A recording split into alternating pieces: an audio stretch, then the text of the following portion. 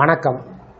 இந்த வீடியோவில் சற்று முன் 18 மாத அகவலைப்படி டிஏ டிஆர் அரியர் அரசு ஊழியர்களுக்கு ஹாப்பி நியூஸ் குறித்து தகவல்களை பார்க்கலாம். இந்த வீடியோவை தொடர்ந்து பார்க்குறதுக்கு முன்னாடி நம்ம சேனலை இதுவரைக்கும் சப்ஸ்கிரைப் பண்ணாதவங்க இந்த வீடியோக்கு கீழே இருக்க ரெட் கலர் சப்ஸ்கிரைப் பட்டன் அழுத்தி சப்ஸ்கிரைப் பண்ணிக்கோங்க. அரசு துறையில் பணிபுரியக்கூடிய அரசு ஊழியர்கள் பயன்பெறும் வகையில் அகவலைப்படி டிஏ அகவலைப்படி நிலுவைத் தொகை, புதிய ஊதிய குழு பற்றிய தகவல்கள், சம்பள உயர்வு கணக்கீடு சார்ந்த அறிவிப்புகள் வெளியிடப்பட்டு வருவது குறிப்பிடத்தக்கது. கடந்த 2025-26 நிதியாண்டுக்கான பட்ஜெட் போது அரசு ஊழியர்களும் ஓய்வூதியர்களும் அரசு அகவலைப்படி அரியர் தொகையை வழங்குவது சார்ந்து அறிவிப்பை வெளியிடும் என்று நம்பினார்கள். ஆனால் அறிவிக்கப்படவில்லை.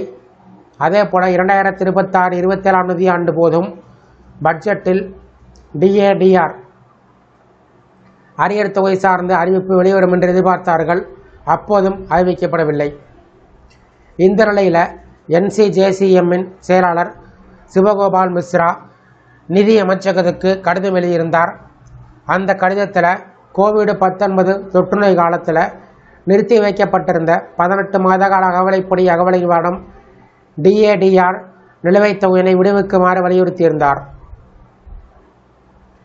மேலும் அந்த கடிதத்தில் உச்சநீதிமன்றத்தின் தீர்ப்புகளின் அடிப்படையில் நாட்டின் பொருளாதார நிலைமை திருப்திகரமாக இருப்பதை கருத்தில் கொண்டு கோவிட்-19 தொற்றுநோய் காலத்தில் நிறுத்தி வைக்கப்பட்டிருந்த மத்திய அரசு ஊழியர்கள் மற்றும் ஓய்வூதியர்களுக்கு செலுத்த வேண்டிய 18 மாத அகவலைப்படி அகவலை நிவாரண நிலுவைத் தொகை ஊழியர்கள் மற்றும் ஓய்வூதியர்களுக்கு திருப்பித் தர வேண்டும் என்று நாங்கள் அரசாங்கத்திடம் கோரிக்கை விடுத்து வருகிறோம் என்று எழுதியிருந்தார். இந்த நிலையில் ஒருவேளை டிஏ அரியர் தொகை வழங்கப்பட்டால் எவ்வளவு தொகை கிடைக்கும், இதில் கிடைக்கும் தொகை ஊழியர்களின் சம்பளம் மற்றும் தர ஊதியத்தை பொறுத்து இருக்கும் என்பதும் குறிப்பிடத்தக்கது.